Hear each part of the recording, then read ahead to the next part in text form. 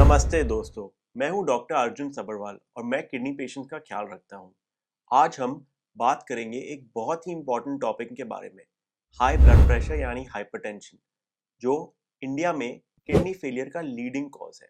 आपने सुना होगा, लोगों को रोज रोज टैबलेट्स खानी पड़ती है, पर क्या आप जानते हैं कि कुछ सिंपल लाइफस्टाइल चेंजेस और सही ट्रीटमेंट अप्रोच से हम अपनी मेडिसिन को काफ़ी लिमिट कर सकते हैं। सोचिए, अगर आपका ब्लड प्रेशर कंट्रोल हो जाए कम से कम दवाइयों के साथ, या कुछ लोगों में तो बिना दवाई के भी, कितना अच्छा होगा।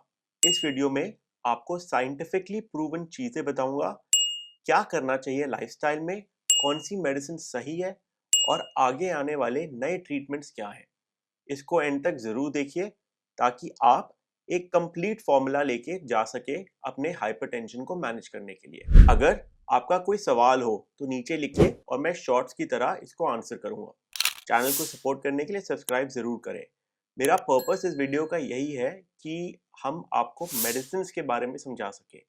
आई कम्प्लीटली एग्री कि कई बार डॉक्टर्स पेशेंट्स को देखते हैं और जल्दबाजी में मेडिसिन लिखते हैं। वो टाइम नहीं दे पाते समझाने के लिए कि कौन सी मेडिसिन का क्या काम है, क्या साइड इफ़ेक्ट है। तो इस वीडियो से आप होपफुली ये समझ पाएंगे कि कौन सी मेडिसिन आप ले रहे हैं और इसके क्या साइड इफ़ेक्ट्स और बेनिफिट्स हैं। मैंने इस वीडियो को 3 पार्ट्स में डिवाइड किया है। पहले हम बात करेंगे लाइफस्टाइल चेंजेस के बारे में, जो कि बहुत ही पावरफुल टूल है।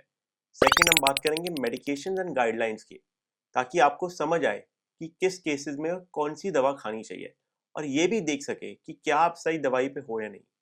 तीसरी, हम बात करेंगे नए इनोवेशंस, जब सब करके भी ब्लड प्रेशर कंट्रोल ना हो तो हम क्या कर सकते हैं। मैं आपको ऐसे टिप्स दूंगा जो आप सीधा अप्लाई कर सकें। तो चलिए इस वीडियो को शुरू करते हैं। सबसे पहले लाइफस्टाइल चेंजेस की बात करेंगे, क्योंकि ये बहुत दफ़ा दवाई जितना ही असर दिखाता है। अगर आप ये रूटीन फॉलो करते हैं, बहुत चांसेस है कि आपकी मेडिसिन या तो कम हो जाएंगी या कभी-कभी बंद भी हो सकती हैं। पहली चीज़ है योगा। योगा सिर्फ फ्लेक्सिबिलिटी या बॉडी पोस्चर के लिए नहीं है, बल्कि ब्लड प्रेशर कंट्रोल में भी एक बहुत ज़रूरी काम देता है। एक रिसर्च कहती है कि रोज़ योगा से blood pressure 8 to 10 millimetre mercury तक कम हो सकता है, जो कि एक माइल्ड ब्लड प्रेशर टैबलेट जितना इफेक्टिव है। स्पेशली ब्रीदिंग एक्सरसाइजेस बहुत इफेक्टिव है, क्योंकि ये आपकी नर्व्स को रिलैक्स करके स्ट्रेस हार्मोन्स कम करती हैं। रोज सुबह अगर आप 15-20 मिनट भी ये कर लो तो आपका ब्लड प्रेशर डेफिनेटली कम होगा, और स्टडीज ने ये दिखाया है। ये आर्टरीज को रिलैक्स करती हैं, ब्लड फ्लो को स्मूथ करेंगी और ब्लड प्रेशर को नेचुरली नीचे करेंगी। ये एक सिंपल डीप ब्रीदिंग एक्सरसाइज भी है, जो आप स्क्रीन पे देख सकते हैं, जिसमें हम ब्रीद इन करते हैं 4 सेकंड तक, फिर 1 to 2 सेकंड होल्ड करो और फिर धीरे धीरे ब्रीद आउट करो। इससे आपकी नर्व्स और मसल्स रिलैक्स होती हैं, जिससे ब्लड प्रेशर कंट्रोल करने में हेल्प मिलती है। अगर आप रोज सुबह या शाम सिर्फ 5 मिनट के लिए ये एक्सरसाइज करें तो स्ट्रेस काफ़ी कम हो सकता है। दूसरी चीज़ है सॉल्ट या नमक। हम इंडियंस को नमक बहुत पसंद है। नमकीन स्नैक्स, अचार, पापड़, चिप्स, सब में नमक है, लेकिन ये ब्लड प्रेशर बढ़ाने का सबसे बड़ा कल्प्रिट है। WHO रेकमेंड करता है कि हमें दिन में 5 ग्राम से ज़्यादा नमक नहीं खाना चाहिए, मतलब कि एक छोटा चम्मच। रिसर्च से पता चला है कि सिर्फ नमक कम करने से आपका blood pressure 5 to 7 millimetre mercury कम हो सकता है। इसलिए घर का खाना, फ्रेश सब्जी, दाल, इन पर फोकस करें। टेस्ट एडजस्ट करना पहले मुश्किल होगा, पर देखिए 2 हफ्ते के अंदर आप इस चेंज को अडेप्ट कर लोगे, और हेल्थ के लिए इतना तो कर ही सकते हैं। तीसरी चीज है, मैंने डैश डाइट के बारे में बात करी है, जिसका नाम है dietary approaches to stop hypertension. ये एक तरीके से फैंसी वर्ड है, बट इसमें यही फोकस है कि हम सॉल्ट कम करें, fresh fruits, vegetables, whole grains को ज़्यादा खाएं। और जो स्टडी है वो दिखाती है कि डैश डाइट से blood pressure 7 to 11 millimetre mercury तक कम हो सकता है। इसमें ये बोला गया है कि फ्राइड चीज़ें, स्वीट, शुगरी ड्रिंक्स को कम करें। रोज़ 1 से 2 सर्विंग ऑफ फ्रूट ज़रूर ऐड करें, जैसे कि केला, मौसम्मी, पपाया, क्योंकि इनमें पोटेशियम होता है, जो सोडियम का असर बैलेंस कर देता है और ब्लड प्रेशर कंट्रोल करने में हेल्प करता है। पर याद रखिए, अगर आपको CKD स्टेज 4 या 5 है तो आपको पोटेशियम अपना लिमिट करना होता है। चौथी चीज़ है वेट मैनेजमेंट एंड एक्सरसाइज। अगर आपका वेट ज़्यादा है तो हर 1 किलो कम होने पर ब्लड प्रेशर 1 मिलीमीटर मर्क्यूरी कम हो सकता है। तो अगर आप 5 किलो लूज करते हो तो 5 मिलीमीटर मर्क्यूरी कम हो सकता है, जो कि बहुत बड़ा डिफरेंस हो सकता है। रोज के रूटीन में 30 मिनट्स की वॉक, जॉगिंग, साइकिलिंग या कोई भी फिजिकल एक्टिविटी आप ऐड करें। ये आपका हार्ट भी स्ट्रॉन्ग करेगा, ब्लड वेसल्स भी हेल्दी रखेगा और ब्लड प्रेशर को भी कम करेगा। एक्सरसाइज से स्ट्रेस हार्मोन्स भी कम होते हैं और उससे नींद भी बेटर आती है। पांचवी चीज है स्ट्रेस मैनेजमेंट। स्ट्रेस ही बहुत लोगों का हिडन कल्प्रिट होता है, स्पेशली यंग एज में। अगर आप रोज 5 to 10 मिनट मेडिटेशन करें, या कुछ लोगों को म्यूजिक थेरेपी भी पसंद है, गाइडेड रिलैक्सेशन यूज है, इन सब से आपका नर्वस सिस्टम काम होगा, हार्ट रेट स्टेबल होगा और ब्लड प्रेशर में नोटिसेबल इंप्रूवमेंट आएगा। अगर आप बिजी स्केड्यूल्स में हैं तो हर 2 से 3 घंटे बाद 2 मिनट की डीप ब्रीदिंग लें। अपने फोन पर रिमाइंडर लगा दीजिए। ये छोटी छोटी चीजें करके आप लॉन्ग टर्म में अपना ब्लड प्रेशर कंट्रोल कर पाओगे। आप कमेंट सेक्शन में मुझे बताएं आपका ब्लड प्रेशर रीडिंग क्या है और आप क्या स्टेप्स लेते हो इसको कंट्रोल करने के लिए। और हाँ, अगर आपको ये टिप्स हेल्पफुल लग रहे हैं तो वीडियो को लाइक करें, सब्सक्राइब करें, और अगर आप चैनल को सपोर्ट करना चाहते हैं तो आप मेंबर भी बन सकते हैं। अब हम लाइफस्टाइल चेंजेस के बाद ब्लड प्रेशर मेजरमेंट्स और मेडिसिन पे फोकस करेंगे। कई लोग सिर्फ क्लिनिक का ब्लड प्रेशर देख के टेंशन ले लेते हैं, पर हमें होम मॉनिटरिंग पर भी ध्यान देना चाहिए। कई दफा क्लिनिक में ब्लड प्रेशर हाई दिखने की वजह हो सकती है वाइट कोट हाइपरटेंशन, जब डॉक्टर या नर्स को देख के स्ट्रेस हो जाता है और रीडिंग्स आर्टिफिशियली हाई आ जाती है। मान लीजिए क्लिनिक में आपकी रीडिंग 150/90 मिलीमीटर मर्क्यूरी आ रही है, और अगर आप घर पे चेक करो तो 130/80 आता है, तो आपको ज़्यादा मेड्स की ज़रूरत नहीं है। इसलिए मैं रेकमेंड करूंगा कि आप एक होम ब्लड प्रेशर मॉनिटर लीजिए, इसमें इन्वेस्ट करिए। एक सस्ता डिजिटल मॉनिटर लीजिए और अपना ब्लड प्रेशर रीडिंग्स लीजिए। सुबह और शाम 3 रीडिंग ले, 1 से 2 मिनट के गैप में, फिर इनका एक एवरेज निकाल के आप अपनी डायरी में लिखें। रोज ब्लड प्रेशर चेक करने की कोई ज़रूरत नहीं है, अगर आप हफ्ते में 2 बार भी करें तो काफ़ी है। डॉक्टर को अपनी डायरी दिखाओ ताकि वो एक्यूरेटली जज कर सके कि आपका ब्लड प्रेशर कंट्रोल में है या नहीं। टारगेट ब्लड प्रेशर हमारा होना चाहिए 130/80 से नीचे। हम इसको एम करते हैं और हम मेडिसिन और लाइफस्टाइल इसी हिसाब से चलाते हैं।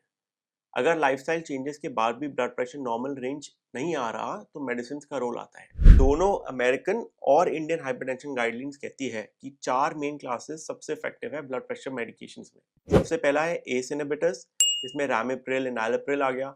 दूसरा है एंजियोटेंसिन रिसेप्टर ब्लॉकर्स, जिसमें आपका लोसार्टन टेलमिसार्टन। तीसरा कैल्शियम चैनल ब्लॉकर्स, जिसमें amlodipine क्लिनिडिपिन।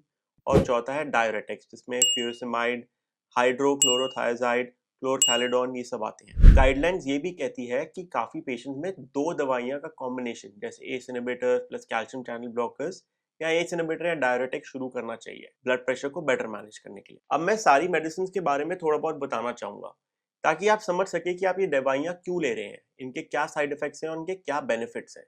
S inhibitors kidney protection के लिए बहुत अच्छे होते हैं, स्पेशली अगर आपको डायबिटीज भी है।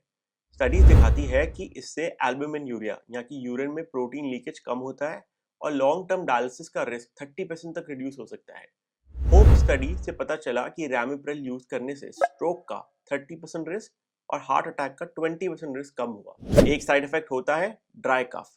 अगर ये हो तो डॉक्टर से बात करें, वो आपको स्विच करेंगे एंजियोटेंसिन रिसेप्टर ब्लॉकर में, जो सिमिलरली काम करती हैं, पर इसका खांसी का साइड इफेक्ट नहीं होता। शुरू में किडनी फंक्शन और पोटेशियम लेवल्स मॉनिटर करना बहुत जरूरी है, इसलिए हम बोलते हैं कि दवाई शुरू करने के बाद 2 हफ्ते बाद आपको एक रिपीट ब्लड टेस्ट कराना चाहिए। दूसरी मेडिकेशन है एंजियोटेंसिन रिसेप्टर ब्लॉकर। एआरबीज का मैकेनिज्म लगभग एस इनहिबिटर जैसा ही है, बस ये एंजियोटेंसिन रिसेप्टर को ब्लॉक करते हैं। फायदा ये है कि कॉफ का इशू नहीं होता। ये भी डायबिटिक किडनी पेशेंट में बहुत फायदेमंद है। रीनल ट्रायल में लोसार्टन से 25% स्लोअर किडनी डिजीज प्रोग्रेशन देखा। हार्ट फेलियर के लिए भी एंजियोटेंसिन रिसेप्टर बेनिफिशियल है। एक ट्रायल था जिसका नाम था वेलियंट ट्रायल, इससे भी बहुत बेनिफिट्स दिखे। ओवरऑल ये आपका blood pressure 8 to 10 millimetre mercury कम कर सकता है, जो कि सिमिलर है एस इनहिबिटर से। तीसरी चीज की बात करते हैं calcium channel blockers. Calcium channel blockers older patients में या जिनको एंजाइना है उनमें डबल फायदे दिखाते हैं। ब्लड प्रेशर भी कम करते हैं और चेस्ट पेन में भी रिलीफ देते हैं। स्टडीज ने दिखाया है कि एम्लोडिपिन जैसे कैल्शियम चैनल ब्लॉकर्स से स्ट्रोक का रिस्क काफी रिड्यूस हो सकता है। एक मॉडरेट डोज 5 मिलीग्राम्स की आपका ब्लड प्रेशर 10 मिलीमीटर मर्क्यूरी तक कम कर सकती है। सिस्टोलिक और डायस्टोलिक 5 मिलीमीटर मर्क्यूरी तक कम कर सकती है। इसका साइड इफेक्ट क्या है? थोड़ा एंकल स्वेलिंग हो सकता है, पर डॉक्टर अगर डोज एडजस्ट करे तो ये मैनेज किया जा सकता है। चौथी क्लास में मेडिकेशन है डायोरेटिक्स। थाइजाइड डायोरेटिक्स, हाइड्रोक्लोरोथायाजाइड या क्लोरथैलिडोन सबसे पुरानी और कॉस्ट इफेक्टिव मेडिसिन है। ये आपकी बॉडी से एक्स्ट्रा सॉल्ट और पानी निकालती है, जिससे ब्लड वॉल्यूम कम होता है और ब्लड प्रेशर नीचे आता है। शेप अलार्ट जैसे ट्रायल्स ने स्ट्रोक और हार्ट फेलियर का रिस्क बहुत कम दिखाया जब ये दवाइयाँ कॉम्बिनेशन में यूज हुई। कॉम्बिनेशन थेरेपी में एक और भी अच्छी काम है for instance ACE inhibitor plus diuretic से पावरफुल ब्लड प्रेशर कंट्रोल मिलता है। एक नोट में बात करना चाहूंगा बीटा ब्लॉकर्स के बारे में, जैसे कि एटेनोलॉल, मेटोप्रोलॉल भी कई लोग लेते हैं, पर आजकल गाइडलाइंस इन्हें फर्स्ट लाइन नहीं मानती अनलेस आपको हार्ट प्रॉब्लम्स हैं, जैसे कि पोस्ट मायोकार्डियल इंफार्क्शन या पोस्ट हार्ट अटैक, अंजाइना या स्पेसिफिक अरिथमियास है। ऐसे ही अलग दवाइयां आती है जैसे प्राजोसिन, हाइड्रोलिजीन, सबकी अलग सिचुएशंस होती हैं। ज्यादातर केसेस में हम 4 दवाइयों पे फोकस करते हैं। किडनी डिजीज में अगर आपको स्टेज 4 या स्टेज 5 है तो कई डॉक्टर्स हेजिटेंट होते हैं एस इनहिबिटर्स या एंजियोटेंसिन रिसेप्टर ब्लॉकर शुरू करने में। इसका मेन रीजन यही है कि स्टार्टिंग में हमें पता है कि थोड़ा ड्रॉप आ सकता है आपकी ईजीएफआर में और क्रिएटिनिन में राइज आ सकता है, इसलिए कई लोग थोड़े कॉशियस होते हैं जब ये दवाई शुरू करते हैं। अब बात करते हैं उन लोगों की जिनका ब्लड प्रेशर 3-4 दवाइयों के बाद भी कंट्रोल नहीं हो रहा। इसे हम कहते हैं रेजिस्टेंट हाइपरटेंशन। पर घबराने की जरूरत नहीं है, क्योंकि मेडिकल रिसर्च ने नए ऑप्शंस आने लग गए हैं। एक नई दवाई के बारे में बात करते हैं जिसका नाम है लोरोंडोस्टैट। ये एक एल्डोस्टेरोन हार्मोन को ब्लॉक करती है। एल्डोस्टेरोन ज्यादा होने से आपके शरीर में सॉल्ट और पानी रिटेन करता है, जिससे ब्लड प्रेशर ऊपर रहता है। क्लिनिकल ट्रायल्स में देखा गया है कि लोरोंडोस्टैट से रेजिस्टेंट हाइपरटेंशन के पेशेंट में ब्लड प्रेशर 8 मिलीमीटर मर्क्यूरी तक कम हुआ। अभी ट्रायल्स चल रहे हैं, पर फ्यूचर में एक पावरफुल टूल बन सकता है। एक नई ट्रीटमेंट आई है रीनल डीनर्वेशन। एक कैथेटर बेस्ड प्रोसीजर है जिसमें किडनी की आर्टरीज के नर्व्स को हीट और अल्ट्रासाउंड से डीएक्टिवेट कर देते हैं, ताकि ये over active nerves blood pressure को ना बढ़ने दे।